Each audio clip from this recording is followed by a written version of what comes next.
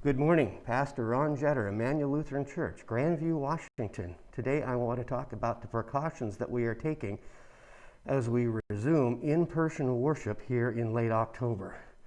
First thing, there are some basic precautions, and I'm going to remove my mask briefly so that I can talk to you about these. Basic precautions, the common sense things. If you have been exposed to someone who may have been exposed to COVID or who is known to have had COVID or exposed to COVID, please don't come to in-person worship. Please see medical advice as your doctor would recommend if necessary. If you feel feverish, do not come. Have a persistent cough or sneeze, please do not come to worship. We want healthy people to come to worship.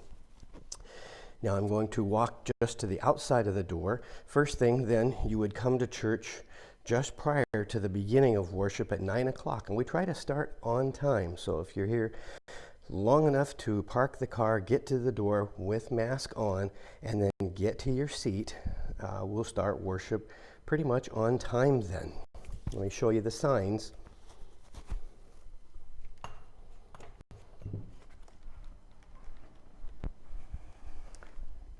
And these signs are on every doorway on the inside and the out, so you'll see them as you walk up.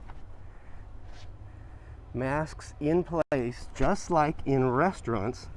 If you are up and walking around, you must have the mask on. And just as in restaurants, when you are seated with only people in your family unit, then you need not have your mask on. You can speak softly, and as long as you are socially distanced, it is considered safe by the Yakima County Health District to not have a mask on.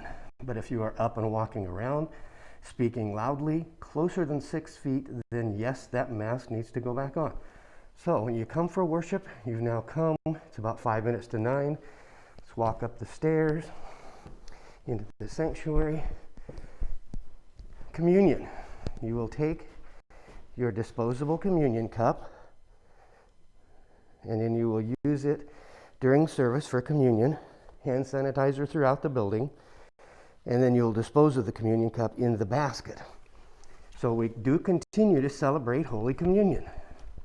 Very important to us. We are a word and sacrament community. Now in the sanctuary here, you will see pews marked. Okay, don't sit there, sit there. Don't sit there, sit there. There are enough pews then for us to be at 50% capacity. And so we could have 50 people here. We probably wouldn't anyway, but we can have 25 people here, and they will be spread out throughout the sanctuary. I am up front here. Let me show you my table. And I have a tape measure here because we're taking this very seriously. Tape measure. I am 15 feet away from the nearest person in the first available pews that they can sit in. So they aren't concerned that I'm going to spread anything.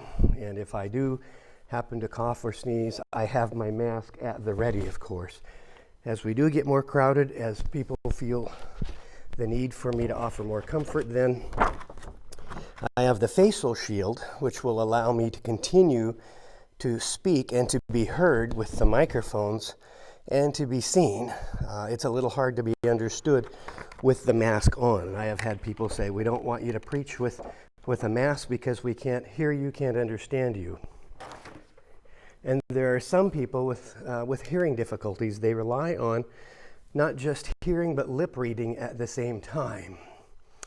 So we try to accommodate people following the best guidance, following the denominational rules, following the regulations of the Yakima County Health Department.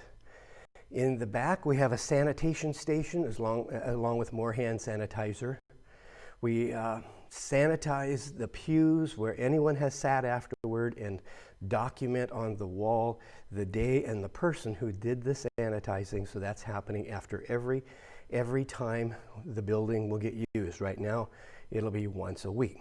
So we want you to know we're taking this seriously. Some asked on Sunday, Why are people not wearing masks when they're in the pews? And again, it's the same as the restaurant rule. Once you are seated with your family group only, 6 feet away from any other group, and you are not speaking in a loud voice, the particles are not likely to travel. We keep air moving. That's the other thing I'll show you. We have windows in the front. Right up there's a window.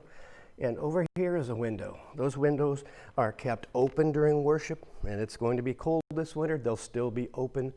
The air fan is turned to the on position in both the fellowship hall and the sanctuary to keep air moving. So we've got airflow. It is recommended that people do not enter and leave through the same method. We do not have the ability for people to leave through the door up here in the side of the sanctuary because it goes out to a lawn that is elevated that does not have a stairway to get down safely. So that is not even a safe fire exit. That really has to be modified sometime. And it's something that I've talked about with Jerry and the guys. What do we do going forward to make that a safe exit? But we keep the air moving. After worship then, as you know, online we've been having this brief coffee hour. And generally we might have a few announcements, just general sharing afterward. So people might stay, but we will stay in here again, sitting in the pew 6 feet apart. When we do dismiss, people put the masks back on so that no one is walking about, including me, without mask on. And then people will leave, starting with the back pews, going straight out the front door, and then going home. That's, again, the best we can do because it's meeting all the guidelines. We believe it minimizes the risk of contracting or spreading COVID-19. And it follows the rules. It meets our insurance requirements. So we do anticipate that some of you will choose to come to worship.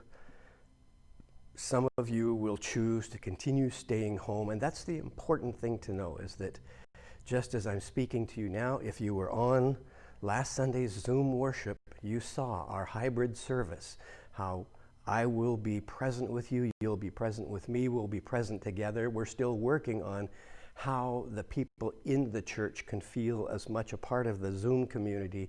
You can't see them, they can't see you, we don't know what to do. So there's things to work out, but the thing is we are worshiping together both on Zoom and in person from now on. This will continue. We will have Advent midweek services at 7 p.m. on Wednesday, the 2nd, 9th, and 16th of December, as well as Sunday worship, as well as Christmas Eve worship.